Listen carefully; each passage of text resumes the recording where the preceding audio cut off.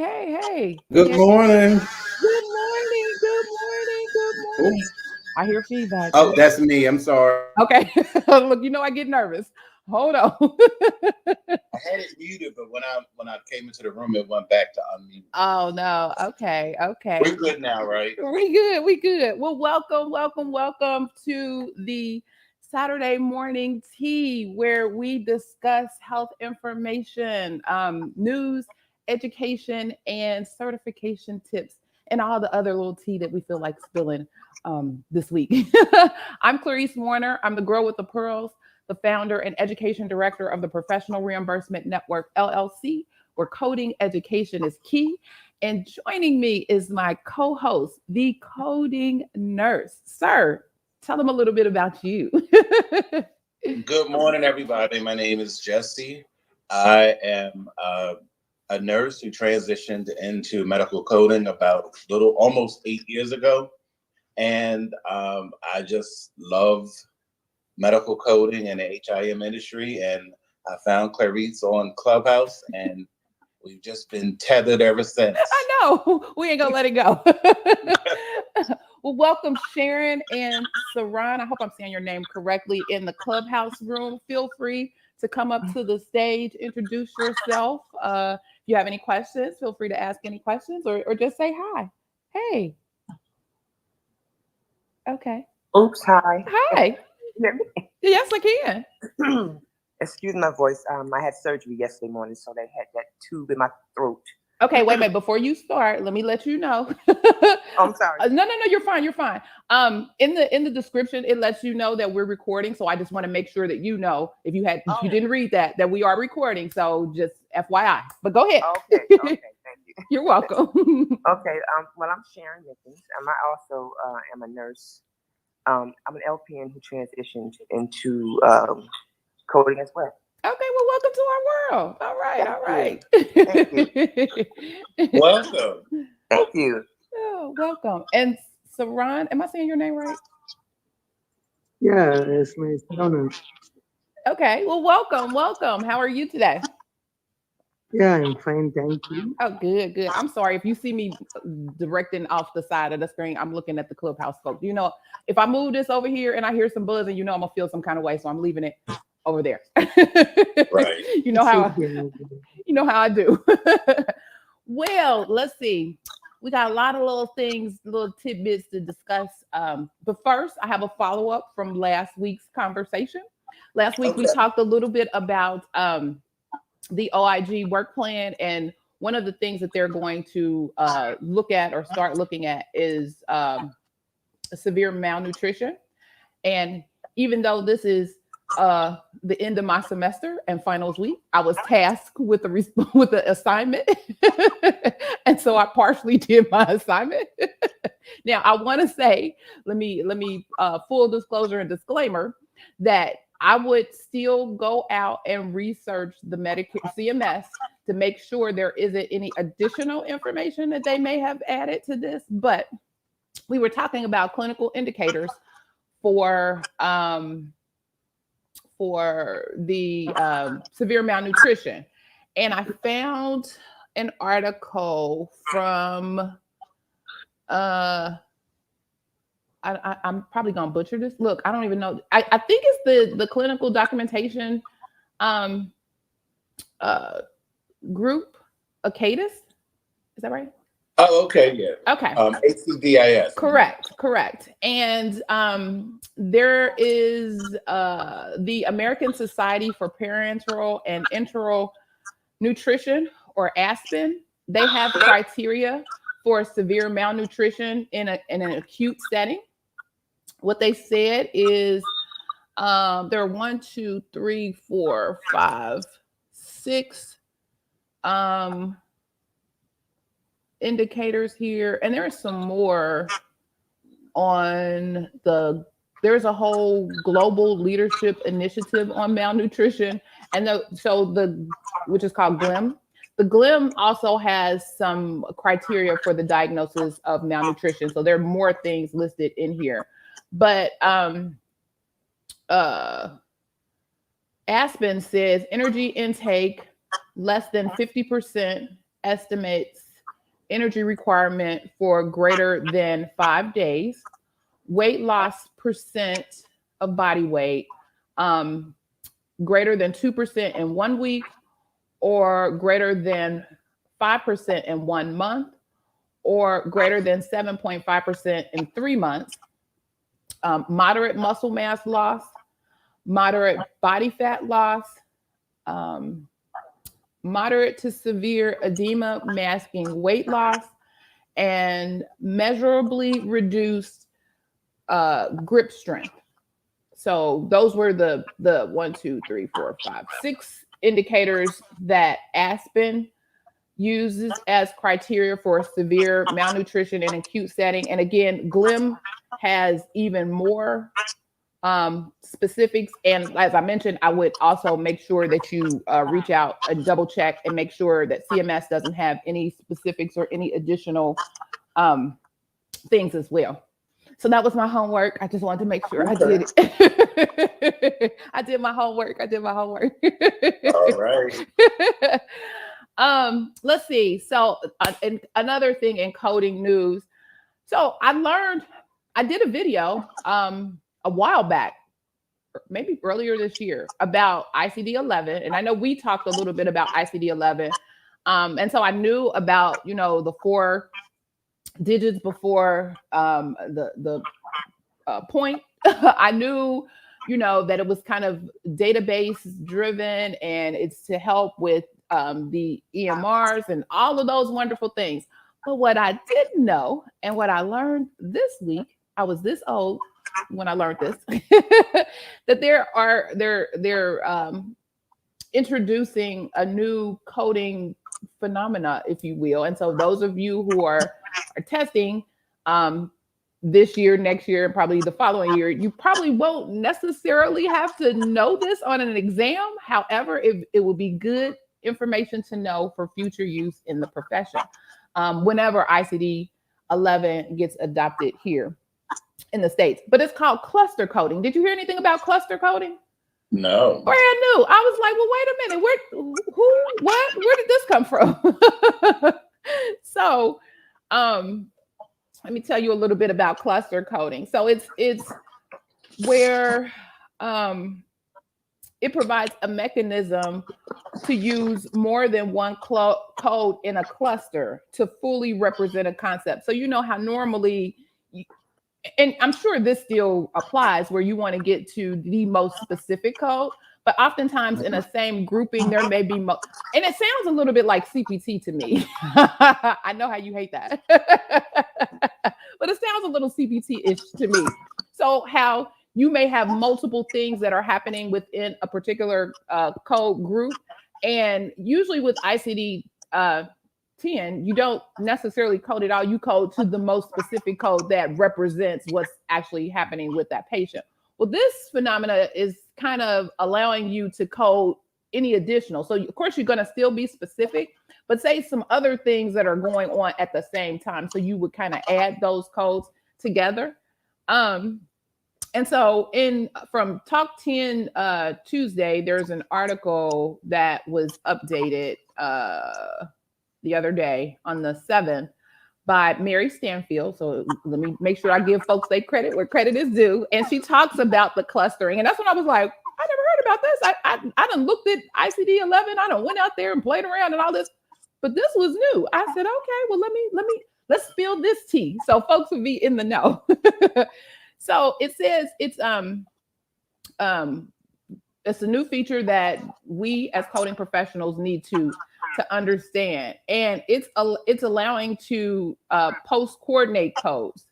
So post coordination is used to link stem codes and or stem codes with extension codes to create a code cluster. That's where it put me in the mind of CPT.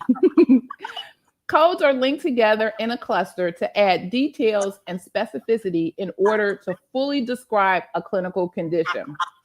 For example, to specify anatomical location or the presence of a complication. So you would kind of do both.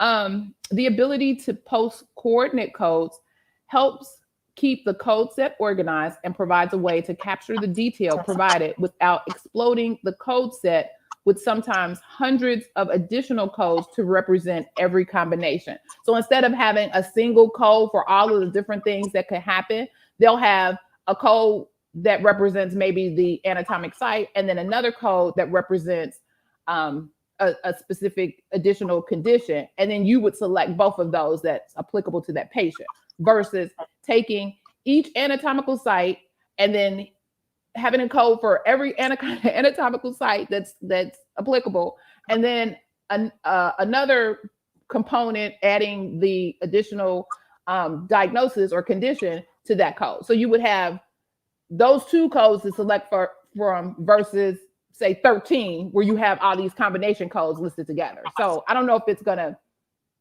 probably won't do away with combination coding, but it'll probably minimize them. Well, she said minimizing them exploding the code set where you have to put together all these additional codes, because something may come up and they may need those numbers for something later on. So it's a way where you can convey the same information, but you would just add two codes versus looking for that one specific code that encompasses everything that you're looking for. And thus code clustering. Wow. What do you think about that? I think it will do just what you said. It will eliminate combination coding, but more specifically, it will eliminate provider documentation linking it. Mm-hmm. Because, a lot of times you have to have it's either a causal relationship or you have to have documentation linking them together.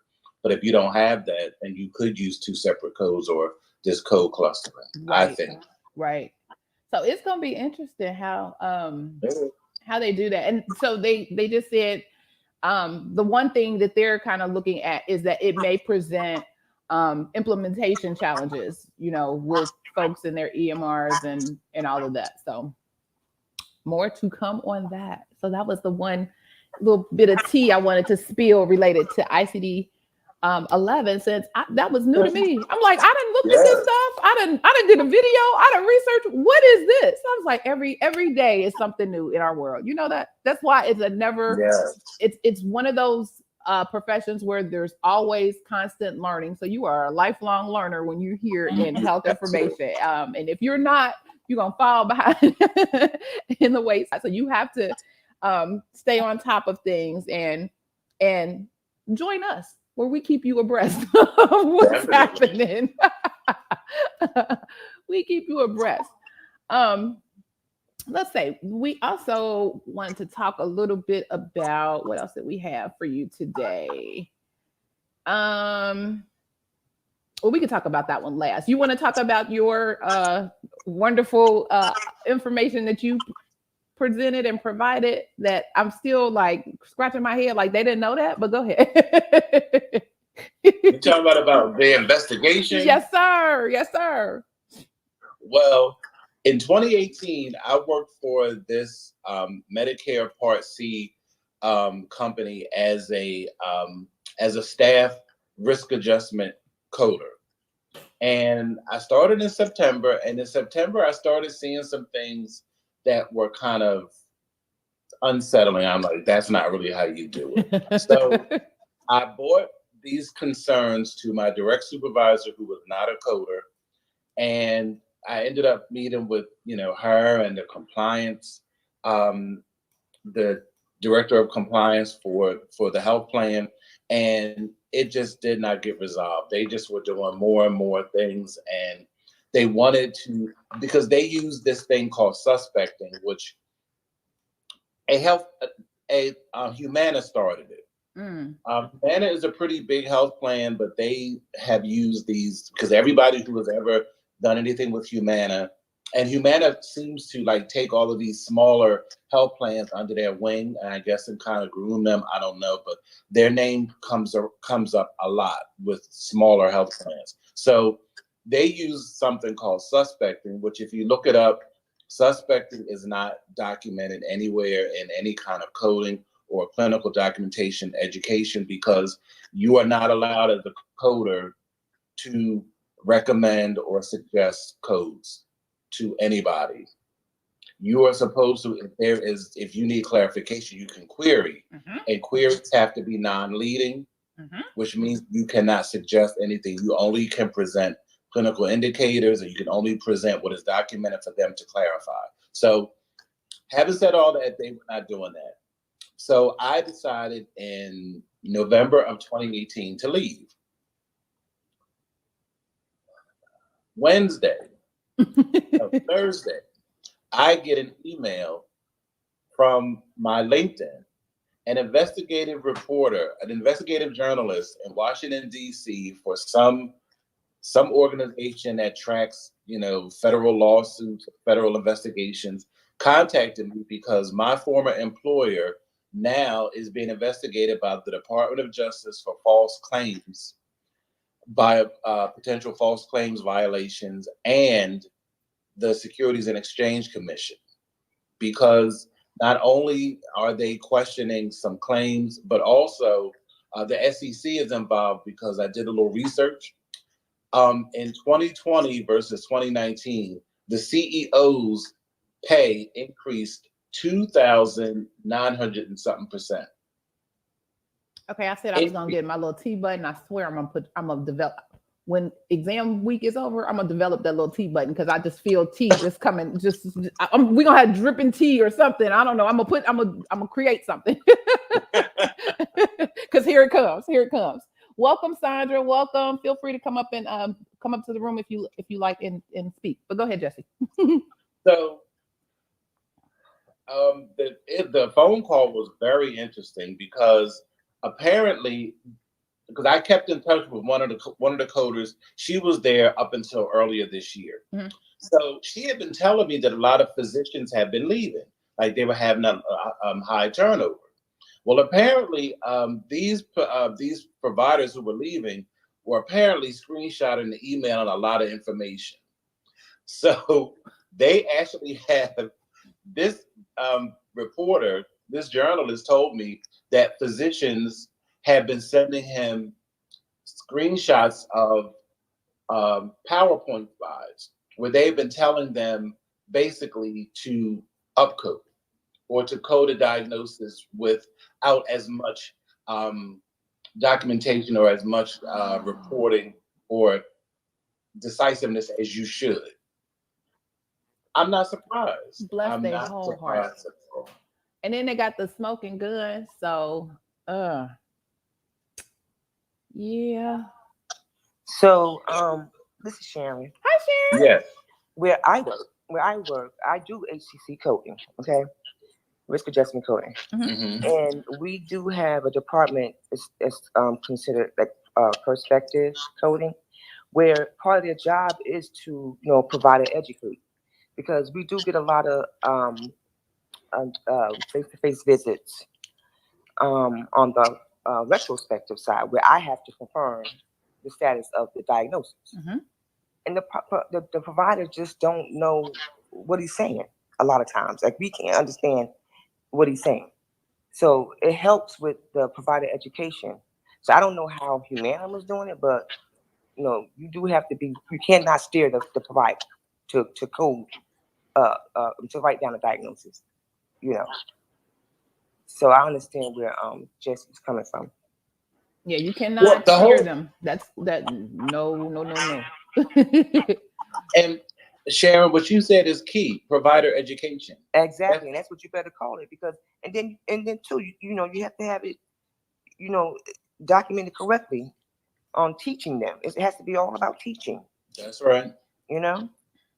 Yeah, because again, that documentation is everything. Your documentation is what you need, and then it's the provider's documentation that is what you're using for reimbursement purposes, for all purposes, is that provider documentation. And so oftentimes,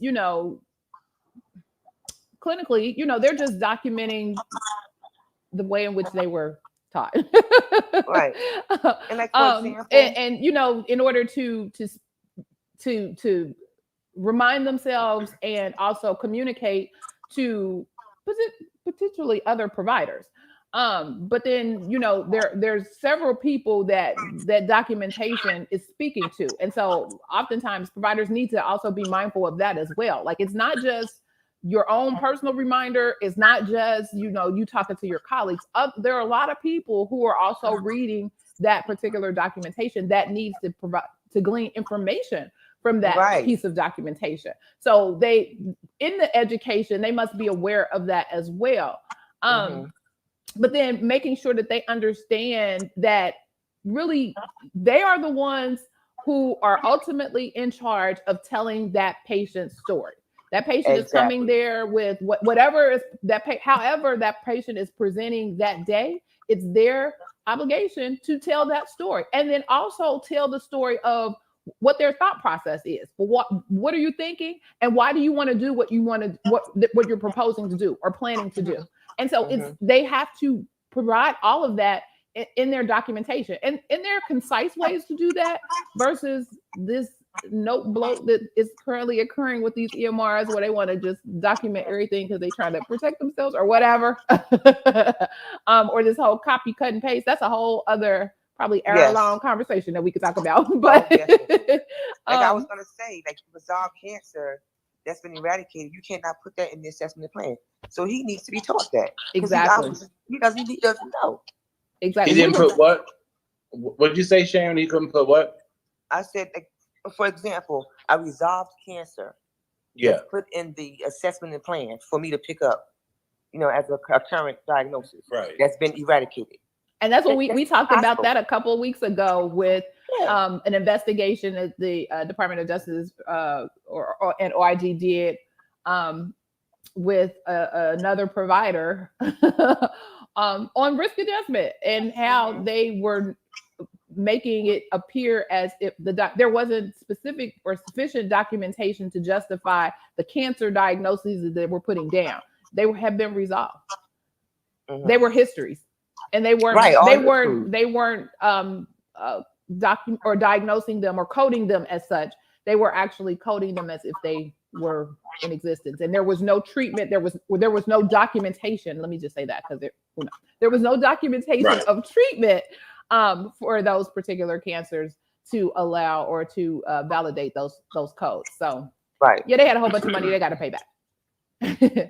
But yeah, this little piece was interesting. And then the other part was about that giving free rides to Medicare beneficiaries. Because I swear I've heard a commercial from these people in my area, because I told you I've recently seen, I think there are 2 that I've passed Oak Street Health agencies here in my area. So interesting. Everybody does it. That's not the problem. I think the problem is their relationship with whoever they were contracting through, because a lot of people get free rides to doctor's offices. That's a benefit. There's a marketing from a compliance perspective, there's a marketing caveat, and there are certain things that you can and cannot do as far as marketing. And in order to do that, you have to do it to the letter of the guidelines. And if you fall outside of that, that's the issue. Yep. Well, I can tell you, haven't worked for them. They didn't do about it.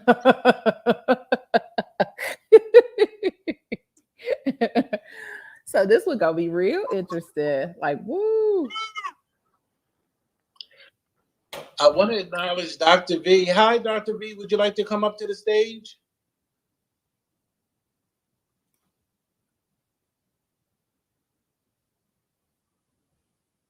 Let me make you a moderator so you can bring people up to the stage when you see them. You watching more than I do. Okay. All right. Did she stay or go? And Sandra is here. Well, welcome.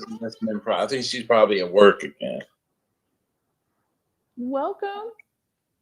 Okay. All right. So yeah, that's gonna be real interesting on what happens with that. And they didn't really say a whole lot in this article. It was just like, well, okay.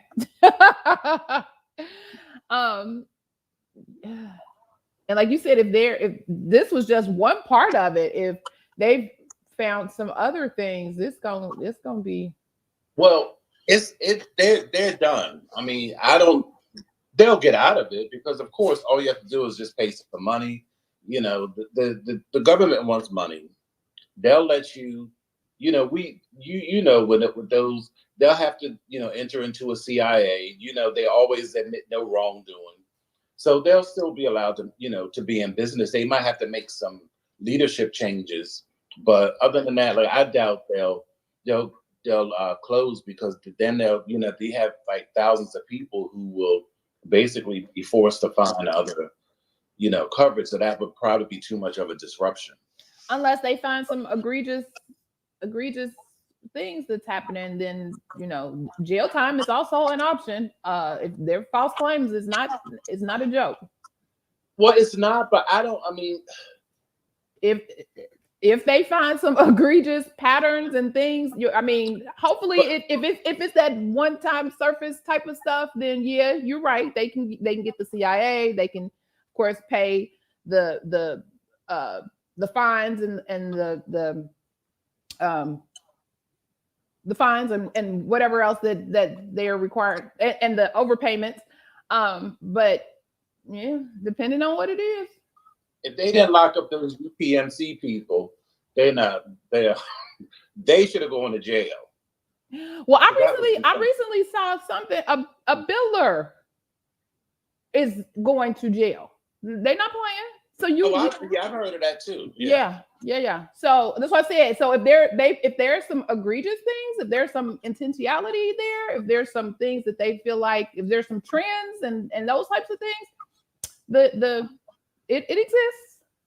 Now, hopefully, prayerfully, those things are not part of the equation. I'm nervous for them if there's screenshots and emails and those types of documents that are circulated. I hope they got it. Okay, yeah. I'm sure they have a great legal team. I think it all just comes down to, it just comes down to training.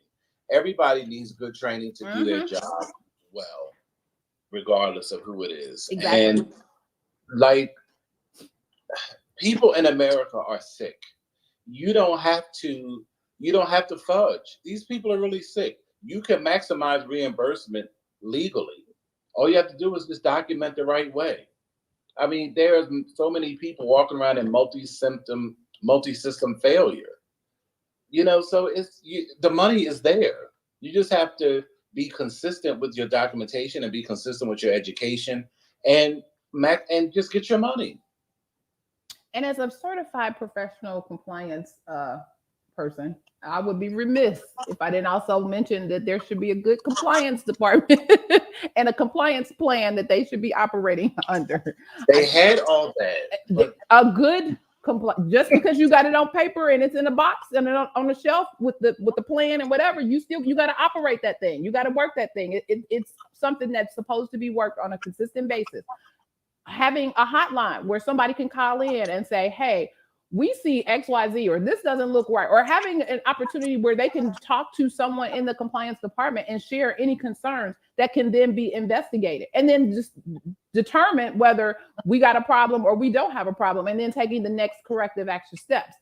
A lot of those things don't happen. It just looks real good on your website to say you got a compliance plan and who the compliance people are, and call the hotline, and that'll be it. But somebody there, an ideal compliance department is working that plan, and they're following up, and then they're doing the monitoring that's needed. They're doing the auditing. So even if someone doesn't come to them and say, hey, somebody is actively looking to see, okay, we know, and usually, your work plan is usually one of the starting points. Okay, they're going to be looking at this, and this.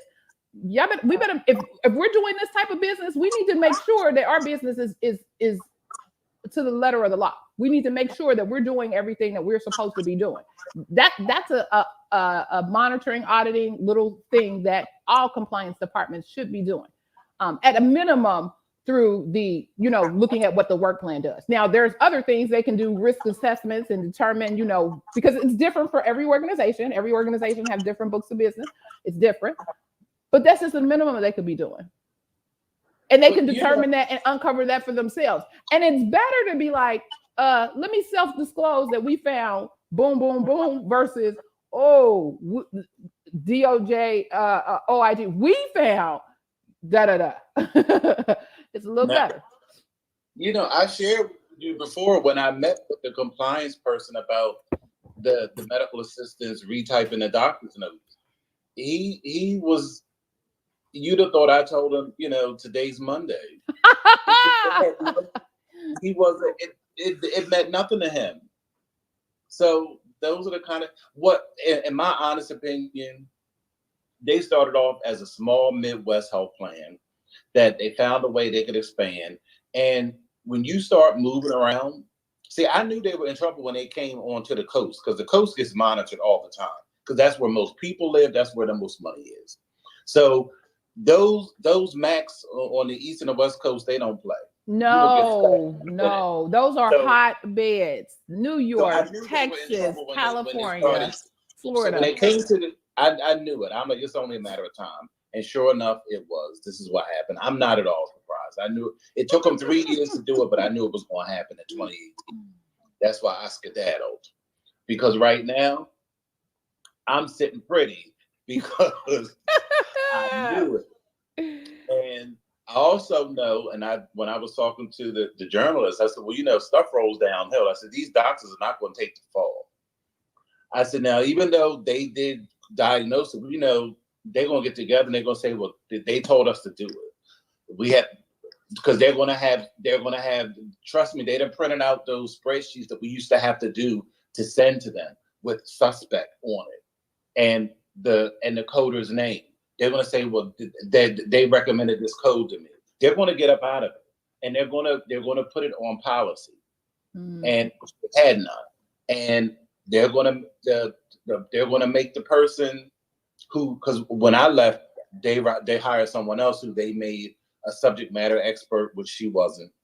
They gave her all this, you know, power, but she had no real knowledge to back it up. They're going to make her the fall guy because they're going to all put it on her because nobody else is credentialed.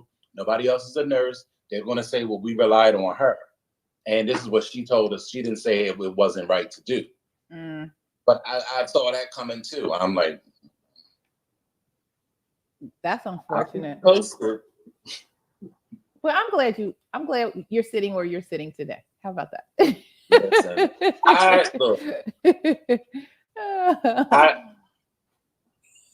I am somebody I follow on social media. He says I'm black like this, not like this.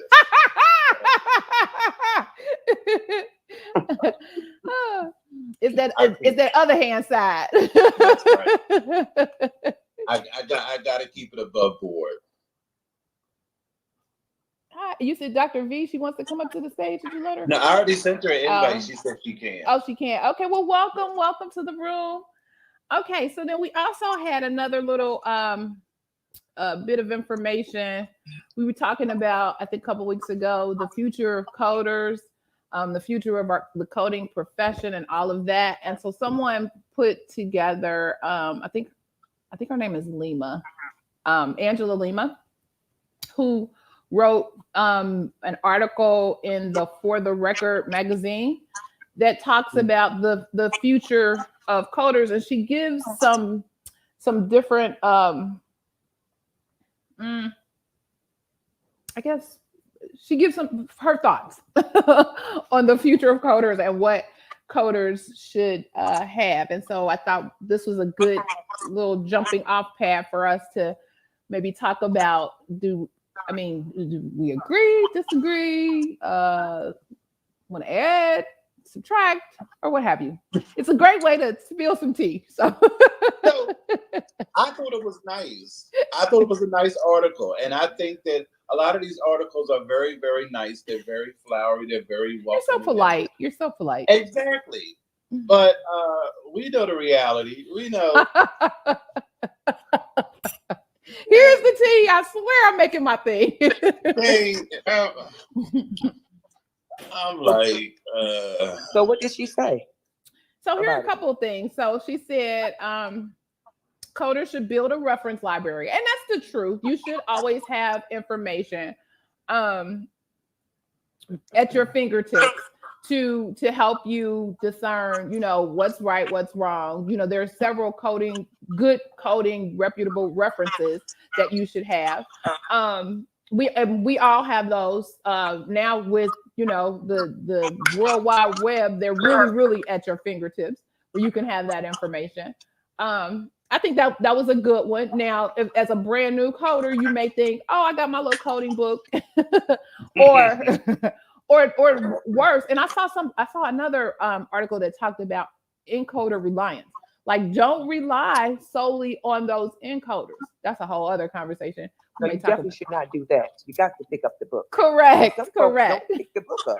Correct. I don't understand how they do that. And expect to learn how to, be a good coder. Grow as a good coder. But Sharon, they have some programs they don't teach people from the book. Well, when I started my job, there was no we're gonna have a training. My training was 3 days, and that was to set up my computer, get to meet a couple of people, go over the guidelines, and I got to work. But any coder who is certified has used the book and supposed to know how to use the book. Your certification exam is from a book. You have to. I know, but anybody can learn how to take a test, though. It's just applying what you've learned to the job, which is not, it doesn't. Everything in that test, you're gonna see a whole lot of stuff in your career as a coder.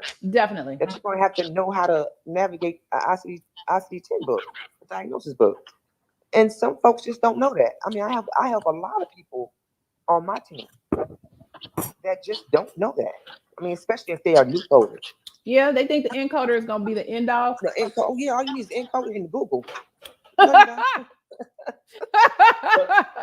No, you don't. But Clarice, you said something key. You said certified coder.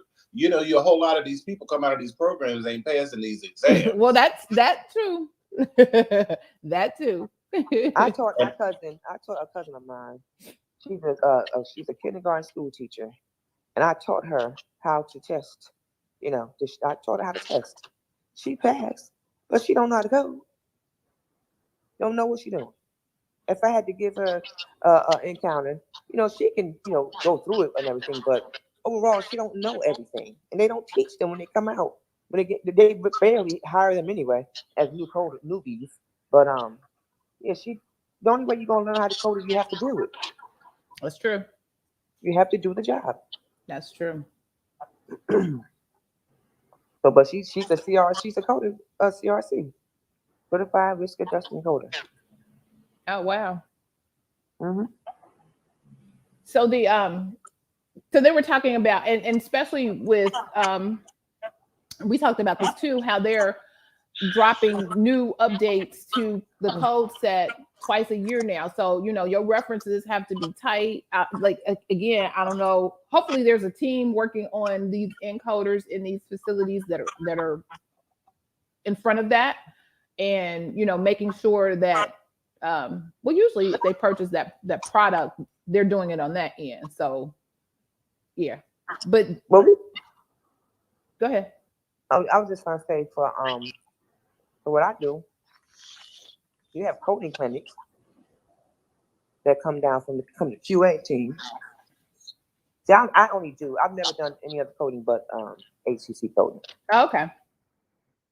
But I do have my CCS though, and I want to get into other types of coding. Okay. Mm-hmm. So then another thing she said was ensure consistent messaging. Okay. Meaning what?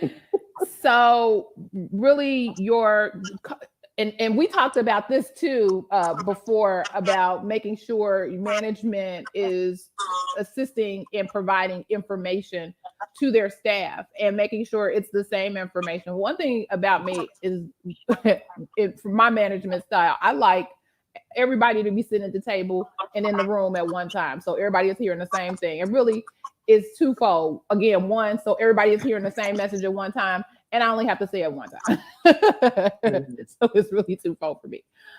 So it's like, and then also allowing the staff to participate in certain educational opportunities, webinars, conferences, courses, those type of things, allowing them to, be the lead in. So say they have a specialty in a particular area, they can go and get some of that information and bring it back to the team. So it doesn't necessarily have to be on one person to do it. They can all share in that responsibility, which makes them all better coders in that particular group. And so I think that was one that was actually good. Again, it depends on your institution, your facility, your organization. I say institution. See, I've been watching Wentworth. That's a whole other conversation. But it depends on your organization and your facility, and where they spend their resources. Do they believe that their human resource is worth the dollars? Do they put forth the dollars in helping their coding staff grow and learn? And at the end of the day, it's something that the organization profits from. So I mean, the person individually gets information and knowledge that they carry with them, but if they're working for you, they're helping better you and your organization in your efforts. So you got any thoughts on that one?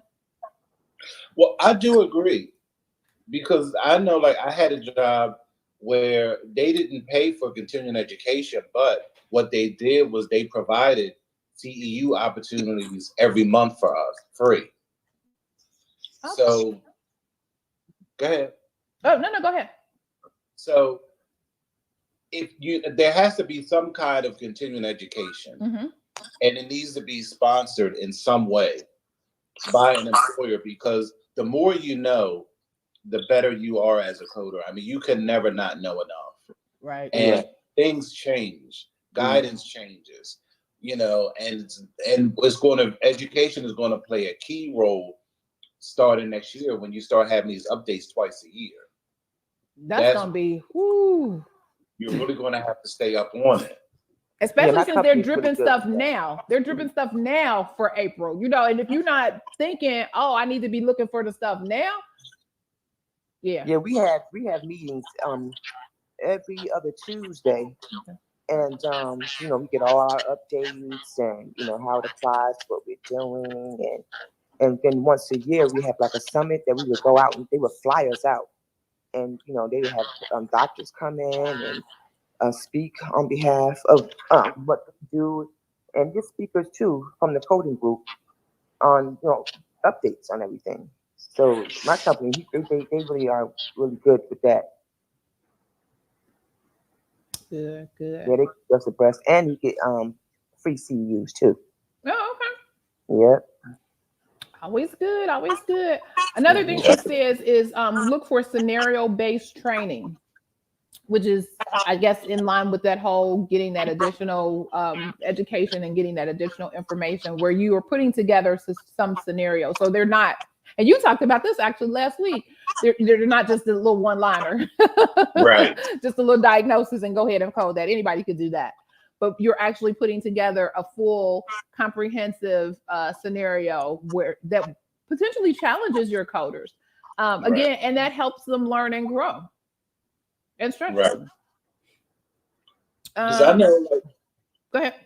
What I do, like, I've taken so many tests for jobs, like, so I have like a whole slew. Like this one job, it was for it was auditor, and they sent 14 dummy charts to audit, and some of them were pretty good, and I actually still use some of them in my coding class.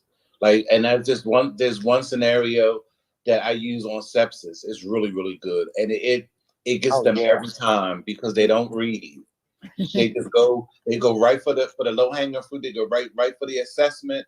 And they don't read, And the assessment, it tells you one thing, but you have to read in the note to see if there was hypoxia along with the acute respiratory failure. That's right. Exactly. That's true. You got to read. Reading is fundamental. Yeah. Reading is fundamental. Yes. It sure is. My notes too, Jesse. I know that feeling. Having your own notes that you can refer to, because you honestly can't remember everything. No. So you have to have an arsenal of, everything Right. that you can just, click a button and get right to it. Yep. Control find, and there it is. She also says foster camaraderie. So even though being able to function independently is important, the last thing any coding manager wants is for remote coders to frequently rely on Google when questions arise. So making sure that you have an environment, and even in a virtual space, where your coding team can talk with each other, where they can ask each other questions, where they can discuss what's happening, the newest, latest, whatever. I think, Sharon, to your point where you said you all meet every other Tuesday, that is great, because that fosters that communication line where they can feel comfortable to say, well, you know what, I ran into so and so, Right. Anybody have any thoughts on that? Can anybody help me? Can anybody point me into the right direction? Because we as coders, we like, well, especially those of us who are in compliance as well, we like to see the black and white. I need to see the paper. I need to see the reference behind that. So it provides an opportunity for you all to talk and discuss all these things coding. So that was another thing she said. But when it comes to, go ahead, Sharon. Oh, no, I said, so we can all be on the same page. Right. Hi, Terry. When it comes to that, I think that for years, it's not just coding and HIM. For years, people have the wrong idea of what a manager is. A manager is supposed to develop people who are under them. Mm-hmm. It is not to dictate. Mm-hmm. And so many people get positions based off of education and experience, but it's really not about, they don't do any kind of personality assessment. Some people are not meant to lead. True. And they cannot do it. And go ahead. No, go ahead. Finish. I'll wait. And I've had some amazing leaders, and I've had some horrible leaders. In even working remotely, I had, I worked at this one company, and they switched teams a lot. And under the one quality manager, they had 5 different teams, and each team had like 30 something coders. So we would all have our monthly meeting, and this one team, they would always kill it. Like 30 something people having 97% accuracy every month. I'm like, that's amazing. Then there was another group that was always the bottom of the barrel, always like 94, 93, 90. I mean, consistently. And I ended up through, circumstances, ended up on both teams, and I saw exactly why it happened. Mm-hmm. The team that had the lowest score, when I got assigned to her, this woman sent me a 20-page PDF on how I was supposed to email my questions to her. I couldn't just pick up the phone and call her. But the one who had the highest rating, you could call him at 12 midnight. He was going to help you code that chart. There you go. That's key. Now, I don't know if I'm going to help you at 12 midnight, but I will get back to you. Help. No, I'm kidding. Because I may be asleep and I may not even hear that phone. But no, that's good. Yes. That's some good stuff. So one thing I did, and I always share with people who are new to management, or just not even new to management, but who had challenges, is one, you got to know your people.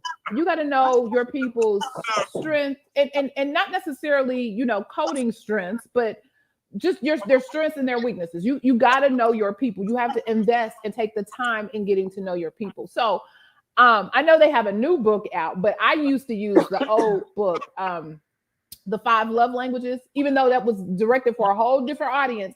I would give those questions to my team. So that helped me understand how to communicate with them, how to know, who needs that pat on the back, who needs that, girl, you doing it, come on, who needs that, right. Who needs to be left alone, and know that as long as they're producing, then that's good enough for them. I don't have to do I don't have to stroke them. I don't have to do that. So it was wonderful for me, wonderful for our team, and it allows us to get to know each other kind of on a different level, but to be able to communicate with each other. But they do actually now have I don't know if they call it love languages for the workplace, but they developed another book, which I said I was going to look at that. But I mean, that bare basic one worked just as well, and it helped me determine, with my team, how to deal with my team, and how to help coach my team to the next level. Who needed what? Who needed more? Who needed less? Who needed, whatever. And you just have to be invested in your team. I know as a manager, because your role is a little hard, because your job is to make sure that the work is getting done. Your job is also to make sure that you're hitting, that everybody's hitting their productivity, that they're doing it accurately, and all of those things. But then there's a way to do it. There's a way to foster the atmosphere and or environment where people want to do it, where they want to work for you, where they want to make sure that collectively we all shine. And that's one of the things that managers need to take into account and understand and learn.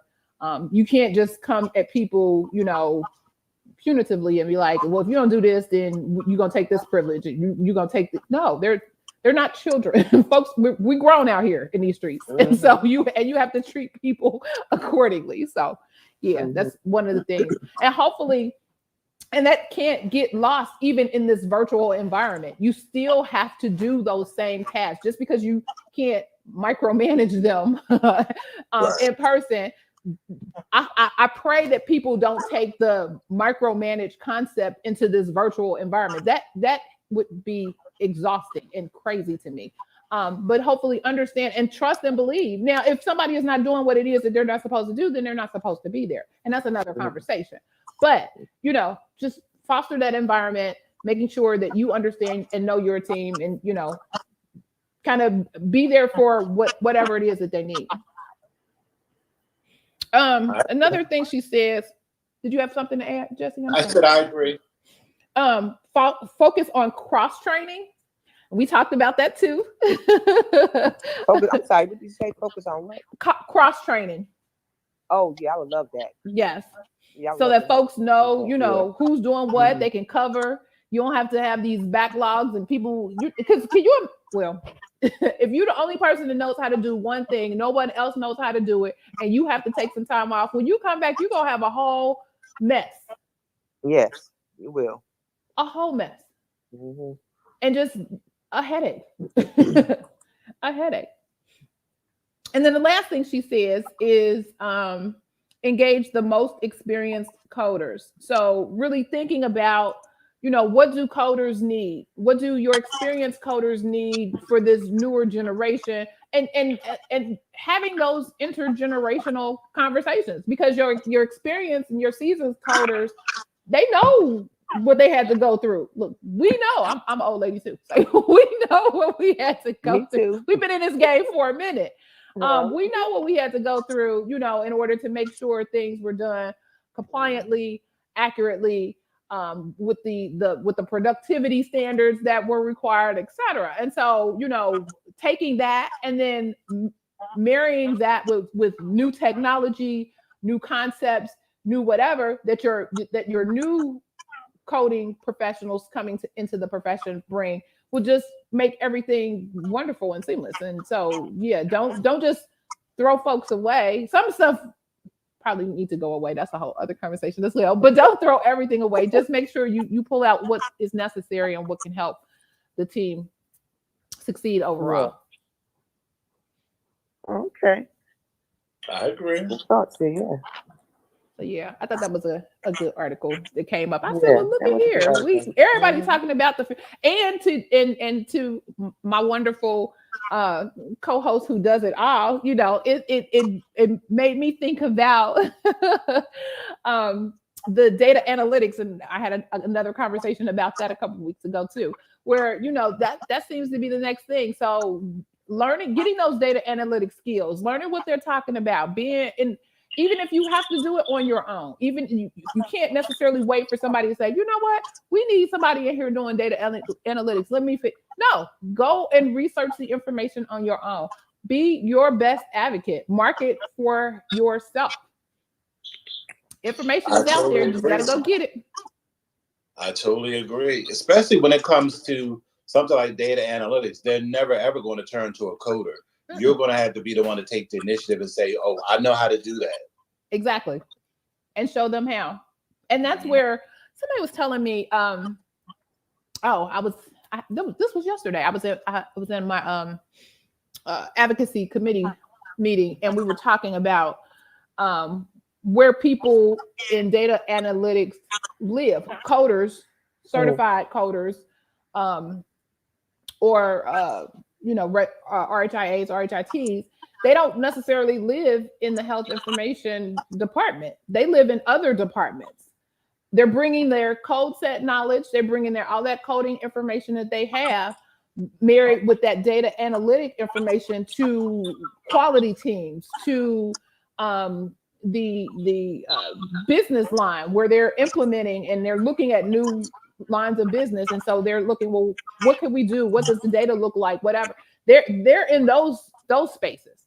And so this is an opportunity to take what you already know, with some knowledge about something that's new, and preparing you for future growth, future opportunities.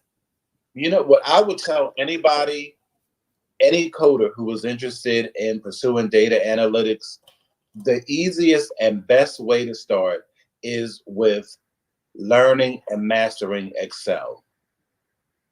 So many of the documents that you use to create visualizations in Tableau and other business intelligence tools, the majority of them are Microsoft Excel. And if you know and you learn how to manipulate spreadsheets, because the only limitation to Microsoft Excel is, I believe, that they cap at 1 million rows.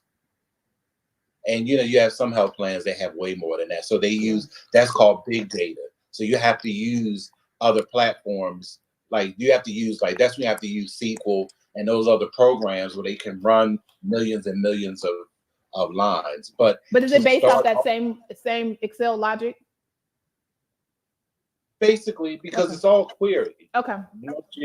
Because all you're doing with the Excel is the Excel, they have this information already. It's just you can create, you can go and abstract like certain documents or certain rows out of a major spreadsheet and then put it in a separate spreadsheet. And then from that spreadsheet, you can manipulate it. You can create a graph, a chart. You can do a lot of things in Excel, period. But that would be the first step if you want to get into data analytics. And you can take a Microsoft Excel course on Udemy for like $15. I mean, from soup to nuts, like from introductory to all the way up to advanced. So that's what I'm doing, an Excel course now on that. And then, pardon? I said, I'm sorry. What is it called? The name of the course, Udemy. Yeah, that's the teaching platform. Yeah, they offer courses in everything. Like I use Teachable for my platform, and you can Udemy, Teachable, Kajabi. It's a whole bunch of different teaching platforms out there. But if you Google that, you can find. How do you spell that? Stuff too, right? I think LinkedIn Learning has some things. Really, yeah. I never looked into LinkedIn Learning. LinkedIn Learning has some things. YouTube University. I mean, there's lots of platforms that you can learn. But I would start with Microsoft Excel. Like, just do, if you do it in steps, do intro, beginner, and advanced. That will take you more than halfway to your journey once you understand how that works. Right. Because it's all variations of that, moving beyond that. And that's going to be the future, because it's just all about data now. All about data. It is. And then people don't know what to do with it. So once they get it. And then, I mean, once you know how to master that analytical side, I mean, you can put forth you can display the data or put the information out, pro or con, or however it is that you need to present the information. So, yeah. And the reason why coding is so important with data analytics is a lot of people, they just look at, it's just numbers to them. It's just a nice presentation, but a coder could look at that same visualization and say, well, what kind of education programs do you have around this? Because you have all these diabetics, or you have all these hypertensive people. Yep. What kind of training programs do you have? Like, what kind of education programs do you have for the providers? Are they picking up the highest level of specificity? Exactly. Are these people going for their echoes? Are they going to their diabetic? Are they seeing podiatrists? Are they seeing optometrists for their annual retinopathy? It's all kinds of things that a coder could come up with. Yep. Just looking at the data. Yep. Exactly. That's true. Yep. And you can determine where the gaps are just by looking at that data as a coder. You're absolutely correct. Absolutely correct. Mm-hmm. And I wanted to add, remember Clarice? Wait, is this a tea? Sorry, go ahead. remember last Saturday when somebody asked a question about tutoring? Yes. She reached out to me. Good. And let me tell you, she went through, that's why I tell you, it is all about good education. And good coding education, I had no idea it was that hard to find. This particular woman has taken 2 very well-known YouTubers courses. Really? Now that's some tea. One of them I was very surprised because I used to follow her. And I'm like, wow, these classes are packed, and she's boasting about this pass rate. But remember how we always talk about the guidelines. Mm-hmm. Right. She messaged me. She was like, I took the CPC exam. I didn't pass. And she said, I don't know the guidelines. And if you don't know the guidelines, you're never going to pass any exam, period, flat out. But at least now she understands. So when I was talking to her, she said that all they do from the beginning is answer questions. Like, they never have any, and they never give them any scenarios where they have to code on their own. What? No.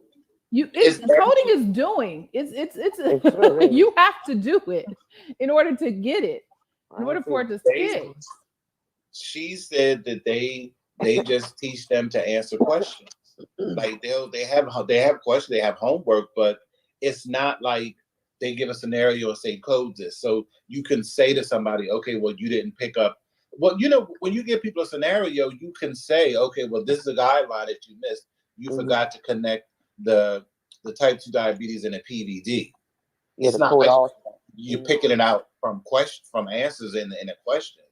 Right. I'm like, that's some basic some basic coding to get them ready and prepared for the world of work as well as certification exams. You gotta extend that.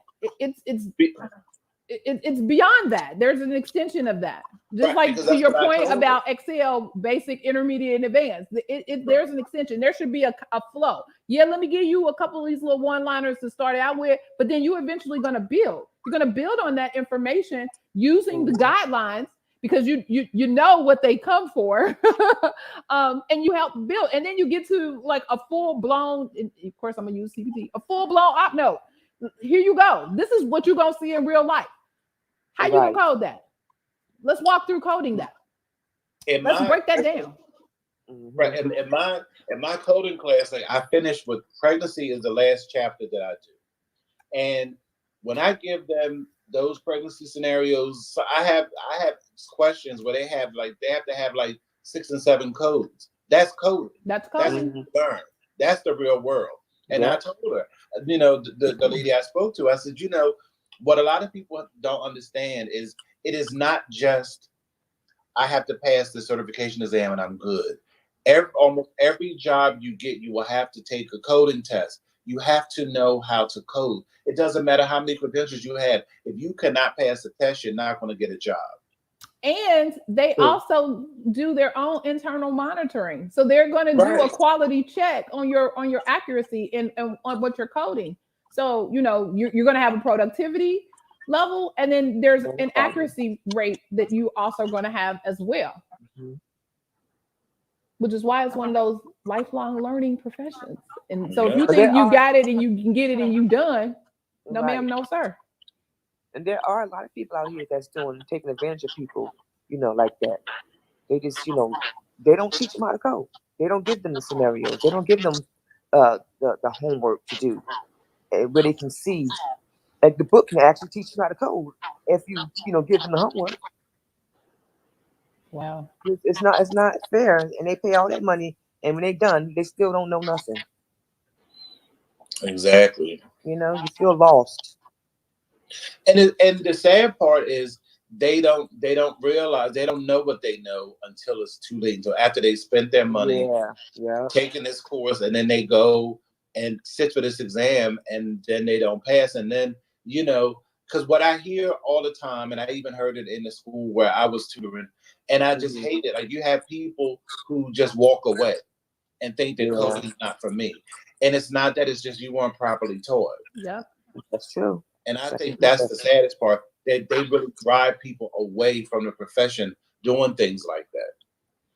And the beginning of the year, I was doing, I think I did it the end of last year, the beginning of this year, and then this happened, and so it kind of I couldn't find another time frame to do it, but I was doing like a Q&A, and it was really a Q&A for people looking for coding courses, and it's like, these are the questions you need to ask. So it really was let me tell you what, like, I may not be for you because I'm something else.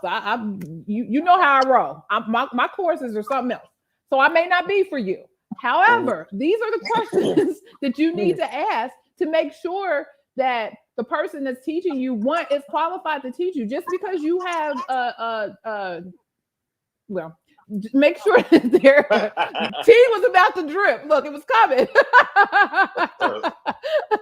Just make sure, these are the questions you need to ask them to make sure that they're providing you what you need. Right. Can you send me a copy of your syllabus? You don't even got to send the whole curriculum. What are we going to learn in this time that we're going to be together? Right. Share that syllabus. I mean, I share my syllabus all the time. People ask me, well, what are we going to learn? This is what we're going to learn. This is what we're going to talk about. Here's an overview. What materials are you using? What do I need to have? These are just some basic things that you need to find out just to ask. Just like you would ask, and I used to be tickled because for somewhere someone was like, well, make sure when you go to the different colleges, or really it's with these technical schools, I think is the biggest one, but are they accredited? Are they accredited? And yeah, they could be accredited by ABC school Joe Blow. That doesn't necessarily mean that they're going to give you what you need. So yeah. I was a tutor at a CAHIIM approved school. Okay. And those students could not name one causal relationship. They didn't know what a non-essential modifier was. They didn't know how to find a subterm beyond the first level. Wow. Yeah. But it's an approved program. I think, and for some of them, I think was it one that was specific to coding, or was it the broader HIM, like RHIT program? It was, they had a certificate, an RHIT and an RHIA program. Okay. Because I would hope, let me just say that, I would hope that those programs that are geared specifically, like, it feel like, okay, I don't know if y'all can hear the noise in my background, but it's pouring down raining. It is storming. That's rain? Yes. I'm out. I have a covered porch. It is storm. It's been raining like this all night long. And I know I'm in Ohio. I know some tornadoes hit in Kentucky. Right. And coming, and I'm like, I'm looking like, okay. Well, I got trees that are far away. Like, okay, those trees better stand. But anyway, with all that rain, be careful. Yes. I would hope that in those certificate programs that they are actually providing that more detailed coding. No. That's what I'm telling you. That's why I left. I got so tired because I knew that they would never. I mean, Nobody was there while the entire year and some change I was there. Nobody from a certificate program passed the CCS. Wow. Or CPC. Oh, It's all about making money, I think. I swear. It is. It's about getting them done. But everybody I worked with that failed an exam, even before I started, they would let the former students contact me. They didn't know the guidelines. And I would have to start all over. Then I would work with them. I'm like, okay, well, let's schedule some sessions. And they wouldn't do it. And that makes me feel, I hate that. We talked about this last week too. Like, you know, you feel so, because then they're coming to you and you want to help them and you want to, you know, it's like, oh, that's just devastating and frustrating for us as instructors, because you want to help them, you want to provide them and give them what they necessarily need, but you already know that they've gone through coding program A, B, C, and D, and it's been $10,000, and you know, like, wow. And what they don't understand is like just knowing these code sets literally can change your life. It can change the trajectory. It can give you a whole new profession. It can open up so many more doors. And it's a shame that, you know, a lot of people have just been burnt and they're just over it. And then when you try to, boost them back up, they're just not for it. They're not for it. And that's and that makes your work, it makes the work harder. Cause I'm like, and I tell people all the time, like, you got to be ready. You got to be ready. You got to be in the mindset, because it's work. I don't know what they told you. I don't know what they did. I don't know. And really, I don't care. I know what I do. I know how I'm going to prepare you, and I know how I'm going to get you ready. And I know what my rate is. My students know what my rates are. As far as my pass rate, first time, second time, primarily greater on the first time. And it's like, you know, I get you ready. I've been in this for a long time. How long have you been coding? How long have you been in the business?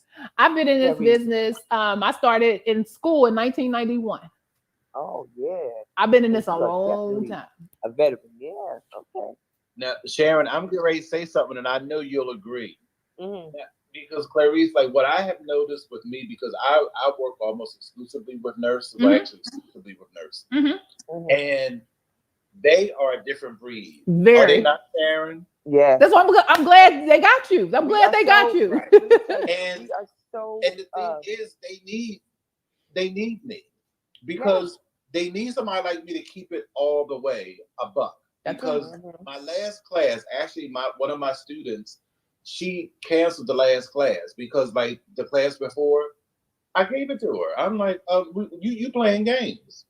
So I said to her, because she was, originally she was like, well, I'm finishing my travel assignment. I'm not going to take another class. I'm not going to take another assignment until I finish this class. Fine. She ended up taking another local travel assignment. And I'm like, okay. So I said, well, do you want to just stop it? I was going to refund her money. You want to maybe just not the right time? No. I really want to do it. I know you want to put the work in. So we go on, and I noticed that she would just skim. And she's like, well, I'm just so used to, skimming certain things in the medical record. I said, okay, well, that's not what coders do. Coders don't skim. That's right. You have to read everything, every word. So time goes on, and I'm noticing that she's still making little, it's detail mistakes. I was about to say, very detailed, and yeah. Go ahead. Right. So we get, so we're advancing, and we get to, pregnancy. Because what I do is I'm like, okay, we'll do some scenarios. I'm like, okay, it's your turn. I want you to walk me through the entire scenario. And she's like, I can't find it. I said, why can't you find it? Well, I said, well, you know how to use the main term. You have to use whatever term is in the scenario to help you find the code. So she's like, I'm just over it. So I told her, I said, okay. I said, but listen. I said, see, here's the thing. I said, what I want you to understand is you contacted me. I didn't know you until you contacted me. So you said this is what you wanted to do. Now, I told her, I said, it's not just you. I said, I go through this with nurses all the time. I said, see, here's the thing about us. I said, nurses have been told that you're special. Nobody makes what nurses make. And I told us to see that the difference between me and you is, see, you have to go out and fight disease to make money. I walk down the hall to my next room and make money. Yeah, you read in the black and white. Exactly. I said, so you're playing games. Mm-hmm. Absolutely. You say you want to change. I said, I've changed my life. I am clocking dollars from my house down the hall in the next room. Yep. All because I put the work in to learn what I needed to learn. So now you've given me money. I've given you lessons, and you still are just nonchalant with it. Yep. And I told her, you know how many nurses do that? I said, because y'all playing games. I said, because you have to change your mind. Nursing is not the end all be all. I don't know whether it's a woman thing. And I told her, I only went to nursing for money and security. Me too. And once I got tired of that, I'm like, well, God blessed me to move into coding, because I was doing something completely different outside of healthcare altogether, because I wanted to know parts of it. Yeah. So now that I'm back in it and I'm giving you the game, if you don't want it, that's on you. When I got here, people dance around. You know, nurses are a trip, but they got the right one, because I'm one and I know how to.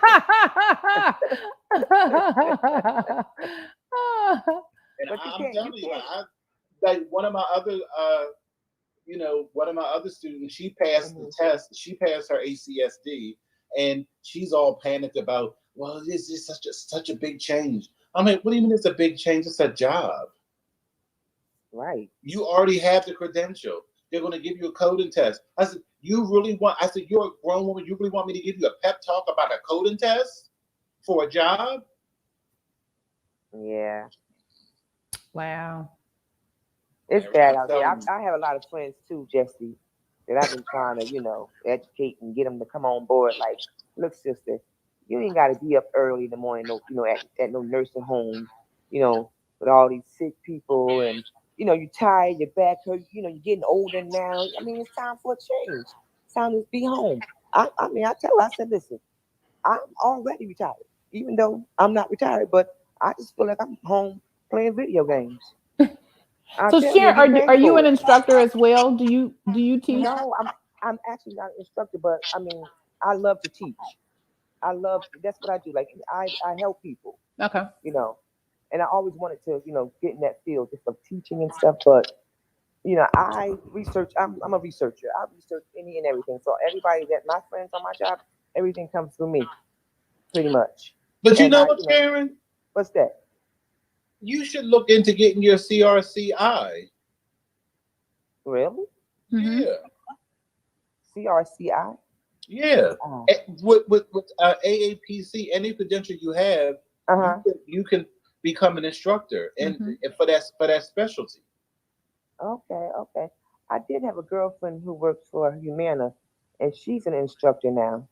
And I wonder if it's the same thing. I'm not for sure. But she just told me about it. I think. What you could do, since you have your CCS, you could just, if you wanted to just stick to ICD-10-CM, you could do the AHIMA approved ICD-10-CM trainer program. Okay, I definitely, Jesse, I know I need to, get into into that field. But it's just I've been so busy, my just life. Period. Okay. I've been all over the place, moving a lot, and my daughter just graduated from college. So, like, once I move again, I'm actually moving sometime this week, probably, because I broke my foot. But once I get settled in my own place and don't have to move again, that's when I feel like I can really put the time in. Okay. To do what I need to do to excel in my career. Mm-hmm. I mean, I'm my QA is 100. They don't nobody say anything to me. It's like I'm on the island by myself when I work. So, life is good right now, and with all the changes that I've had going on, I don't need the micromanaging, and I can go for be a supervisor and stuff. Like, I can't do it right now because I'm just too busy with home life. Okay. But I'm definitely going to be looking into it as soon as I can. But I love teaching. I have a friend who just texted me now. You know, she got her work. I referred her to my job. She got hired. So she sent me a picture that she got her laptop and her monitors and waiting on me to help her set it up. I said, well, as soon as this is over, I'll call you up. Now I just had surgery yesterday, but I teach everything. Well, I can hear it. I mean, you speak with authority. So I love coding, and I just accidentally got into it too. I was doing something totally different, and I'm like, wow. When I did get into it, I should have been doing this first. Exactly. I'm like, man, you might have told me this years ago. I would have heard about this. This is like something that was unheard of. Well, I was so glad it was introduced to me. I was like, I wanted to be in the healthcare field. I didn't want to deal with blood gore, even though, I'm a caretaker for my mom, and she tells me all the time, oh, you would have made a great nurse. Girl, bye. I know the same thing too. Taking care of my mom too. So it's just so much going on. So I understand. But I'm I just love teaching. I go out and do, before COVID, I would go out and do injection training. I would go to patients' houses and show them how to use the syringe or the devices they would need. If they have Crohn's disease, multiple sclerosis, and I get to these people, get to the houses, and these people won't let me go. I mean, I done taught you 30 minutes. Okay, it's time to go. Soon you turn around, I'm there 4 hours. Like I'm part of the family, Hi, Lakia. We have a couple people in the room. Hi, Lakia. Hi, Terry. Hi, Tia. She works with me. Hey, boo. Hello. Welcome. Feel free to come up to the stage and introduce yourself or say hi. Tia. Let's see. Good morning, everyone. Hey, Terry. Hi, how are you? I'm well. How are you doing? I'm good. How's it going? Oh, everything's good. I was just listening. Like you working? Yeah.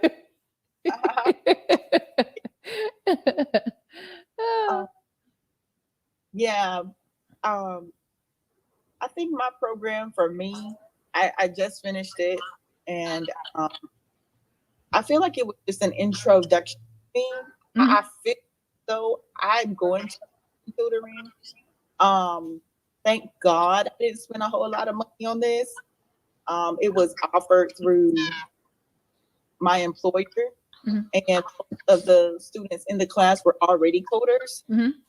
and I can tell because they were like really good, and I felt like really green or kind of just somewhere in a foreign land. But we had a nurse in our program, and she dropped out like after our midterm, midway into, halfway into it, she just stopped coming to class. There was I want to say an older man in our program. I guess he wanted to see if he could do this in his retirement, and he dropped out.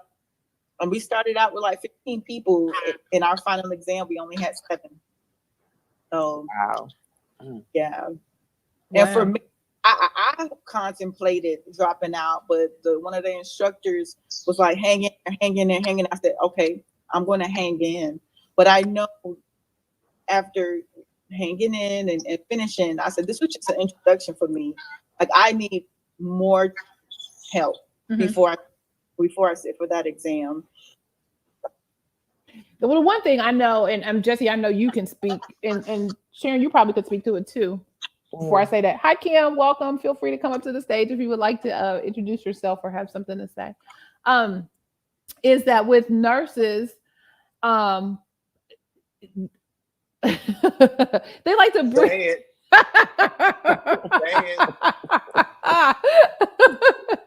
Like they want to bring the clinical, they want to diagnose, they want to, it's usually we battle in a classroom setting. It's like, because ma'am and sir, this is not your patient. This Right. not your patient, and Exactly. so you can't diagnose. You can't go searching and looking clinically for, because it's not your documentation. We're not coding your documentation. We're coding that provider's documentation, that physician, that nurse practitioner. We're coding whoever is going to bill for these services. We're coding their documentation. So you can't add. I know you see this. I know you see that. We see it too, which is a whole other field. CDI, where you query that provider to find out whether or not they see it and do they feel it's justified to add it as a diagnosis. So having the conversation, I know when I was having my in-person classes, right off the bat, it used to be like, okay, so, trying to gauge the room and who's where and what they're doing. And it's like, okay, let me talk to y'all nurses. I've even taught physicians to code. Let me teach you physicians. Let me put y'all in the same group. You're not diagnosing these people. That's not your role as a coder. So it's really talking to them and telling them that. And so once they understand and take that nurse's hat off, they're better suited and prepared to hear, okay, this is what I need to do. But if they don't never take that nurse's hat off, they're gonna always be frustrated because they see something else that, oh, well, they could be this or this could be that. Yeah. It could be, but what is it? What did that provider say it was? And that's what you code. You hit the nail on the head. I said I need my team right here. That's what it is. The week before last, we were covering adverse effects. This same nurse. Now we know when somebody has secondary diabetes, and it's caused by steroids, it is coded like an adverse effect. Mm-hmm. Same sequence and everything. So in the scenario, I said that the patient's blood sugar is controlled using insulin. She says, well, I'm confused because I've had plenty of patients who have had diabetes because of steroids, and when they're discharged, they're not discharged on insulin. I said, is this a coding class or is this med surg?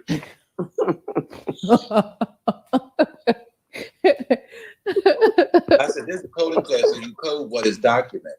And if you go to, I said, now, had you stopped being a nurse and actually went into the tablet and read it, mm-hmm. When you went to code category E09, there's also an instructional note that says code also control of using insulin or an oral hypoglycemic. You have to code how the insulin is controlled. That is an instructional note in the tabular. Right. Yeah. Oh, is that for me? That's for you. That's why I posted it up there so you can see. Oh. Misty, my first job without any experience was more than that as a nurse. And between me and you and whoever else is listening, now what you posted, I'm almost at twice that. All right. Get that money. Get that money. That's money. That's money. Money is out there to be made, and here's a way to get it. There's a skill that pays the bills. Skill that one of those you teach people how to. It's the saying? You feed them.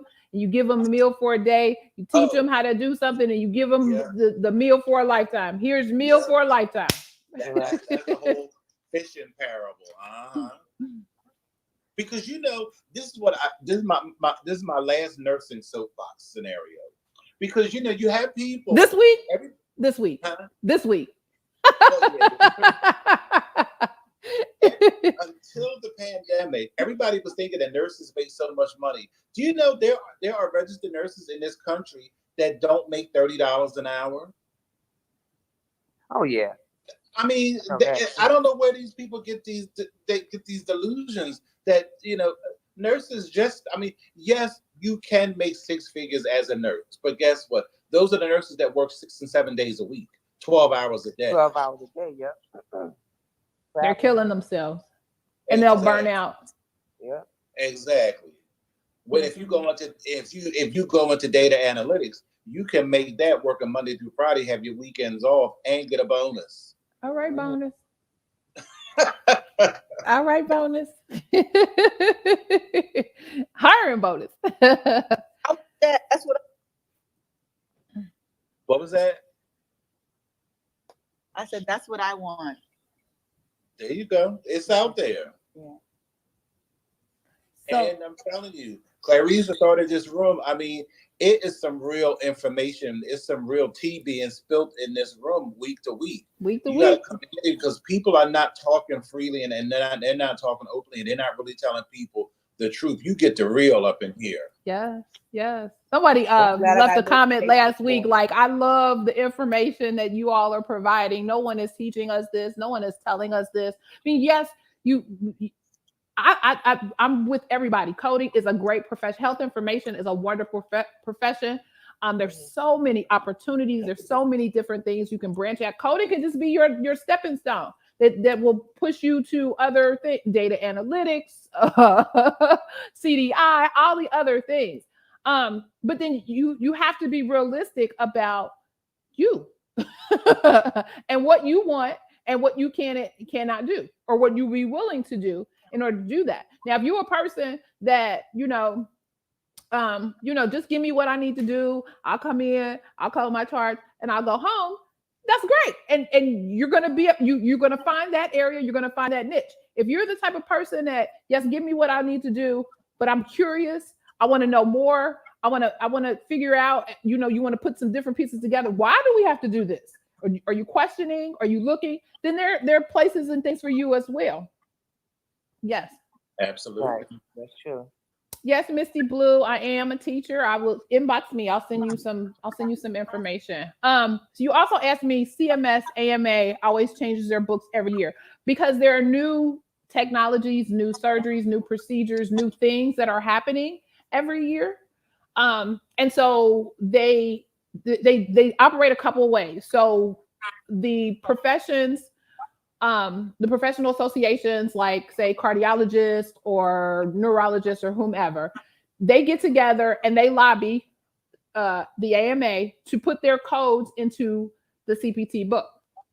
If enough of them feel compelled that, yes, this is something that we're doing, we need a specific code for what we're doing, then they will allow that code to sit in CPT as a temporary code. And they usually let that code sit for about 5 years.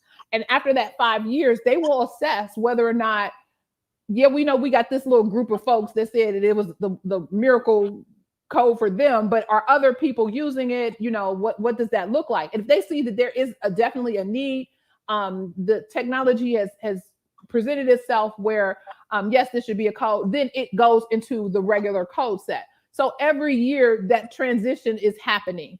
There are also codes that are no longer valid. There's procedures that they don't do anymore. That it's not even part of their clinical protocols. It isn't part of their process anymore, or workflows. And so they remove those. So and then on the other flip side, you have those that are revised. So there are always codes that are added, deleted, and revised every single year. And that's why both CPT and your ICD-10 books are updated annually. That was for that question. Okay, cool. Well, this has been a good day. We got a lot of tea. You made me start spilling tea, sir. And normally I sit back and let you do that. But we just can't stress enough. I can't stress enough. Just if you don't take anything else from this coding room, take that you have to learn and master the guidelines. Exactly.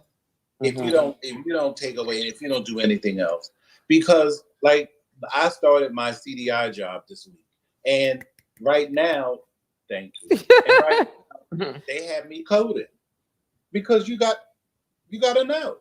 So I coded a chart yesterday, and this for a renal company. So I coded a chart yesterday. The provider diagnosed a person with CKD stage 5. And they're on dialysis. Now, they put CKD stage 5. Now, we know as a coder, when you go to the tabular, it says under N18.5, if someone is stage 5 and they're on dialysis, you have to code N18.6 end stage. Right. You just can't code what you see. That's why you have to know. You have to know. read. And you have to read. Reading is fundamental. They're not going to say, like, that doctor doesn't know that you have to code him as end stage, but as the coder, you know that's because it's not what I say, it's what the coding guidelines say. Exactly. Right. Exactly. And those are the differences. That's the difference between getting a job and not getting a job, because when they give you that on a test question, which I have had that exact same scenario on the test question, if you get it wrong, then they know you don't read the book. Right. Yep, they know. You can easily tell. Easily tell. I think Kim has her hand up. Oh, I'm sorry. I sent her an invite. Okay. Hi, Keisha. Welcome to the room. Feel free to come up to talk. Good morning. Good morning. Hi, Kim. Good morning. This is my first time. Welcome. We got a virgin to the mic. Welcome. Yes, I am an educator. I'm a medical coder. I've been in the coding field for over 30 years. All right now. Yes. That I often tell I was coding before certification became the thing. That's right. To get usually I have a class on Saturday mornings, and they got a little treat this morning. They did so well, so I was able to jump on. And this is so interesting. I actually know Sharon and Lakia. Okay. And I saw in it, and I was able to jump in, get into it. So now I'm following this. I am in the Atlanta market. Okay. Okay. So, I'm not a nurse, but I'm a coder. All right. Okay. Auditor. I'm a team lead. I've been director of quality management for organization. And someone was stating just the opportunities that are in the medical coding field. Mm-hmm. And my passion is education. I come from a family of educators, and so it has birthed into my own school. Mm-hmm. And that's doing so well. I've partnered with a couple of organizations that actually pay for the classes for my school. So I'm passionate about coding. I love it. And that's how I teach it. And when Jesse was saying about those guidelines, I just preached that to my Yes. how important those guidelines are. Everybody likes to just dwell right in and get to doing the code and up in the alphabetic index and flipping back to the tabular and think that's all to it. And then they'll say, "Oh, this is easy. This is easy." It is if you apply all the tools and the guidelines, and if you read. That's right. I am in this conversation this morning, and I plan to be on for them. Thank you. Hi, Kim. We need all the good educators we have. That's right. Come into it. That's right. Hey, Keisha, did you want to speak it? You came up to the stage. Welcome. Hello, everyone. Well, I am also new to this room. Pretty new to medical coding myself. In fact, I spent over 15 years in healthcare, but in the pharma industry. Okay. And healthcare administration in the hospital setting. And I'm just kind of looking to transition away from all of that into medical coding myself. So I'm just walking around here on Clubhouse, trying to find all the resource personnel and all the great thinkers and minds as it relates to medical coding to kind of assimilate and network as I make this transition. Well, welcome. You're amongst family here. So another thing is make sure you all, network with each other, follow each other, hit the little green Clubhouse thing so you'll know when we drop the tea every Saturday starting at 9 a.m. Go ahead. Well, Keisha, I wanted to drop a little bug in your ear. When you said you have a pharmacy background and you're getting into coding, they have a whole industry, a whole separate part of risk adjustment coding called RxHCCs, and those are codes that they're basically driven by the prescription that someone has for a medication. So it may be indicative of a condition. So by you having a pharmacy background, if you look into like just Google RX HCC, and it could possibly open up a whole revenue stream for you, or a whole little niche for you, because you could work with pharmacies like CVS, like they have auditors and all that. So that might be a nice little niche for you. All right, thank you much, Jesse, for that information. Thank you. I wasn't aware of that in your talk. Thank you. Appreciate it. Yep. Hi, Tisha. Welcome. Feel free to come up to the stage and introduce yourself or speak. Misty is asking me all kinds of questions over here on YouTube. Okay. I'm trying to follow her and follow y'all at the same time. That's why you see me looking all over, because we're also on YouTube. Yes, there are a lot of coder positions that are working remotely, primarily due to the pandemic, but they were working remotely prior to the pandemic. I know several coders that have been working 10 years remotely. So I started out remotely in 2014. yeah, this is not, they're not new to this remote game. Now some organizations are, and so it's a little frightening to them, because it's like they got to let go the reins and let people do what they need to do. But one of the good things about the pandemic, I mean, there were some horrible things, but one of the good things is the opportunity for folks to do this job remotely. And for me, I mean, I see that it was already set up to do that. You have an electronic medical record. A lot of stuff is web-based. It was a no-brainer. A no-brainer. Cool. Well, this was a good room today. Yeah. This was a good room today. So we spilled a lot of little knowledge. Again, don't forget to follow each other and ask questions. My co-host here, the coding nurse, he has his YouTube channel where you can find information there. We have our YouTube channel, the Professional Reimbursement Network. Feel free. We drop videos. This is actually one of our videos that we drop, that we produce every Saturday. So yeah, check us out for additional information. Let's stay connected. We're all in this wonderful world together, helping each other advance the profession, helping bring people who probably need to know this information. I know we're getting ready to wrap up, but Kim, are you involved in medical billing too, or just coding? I do both. Okay.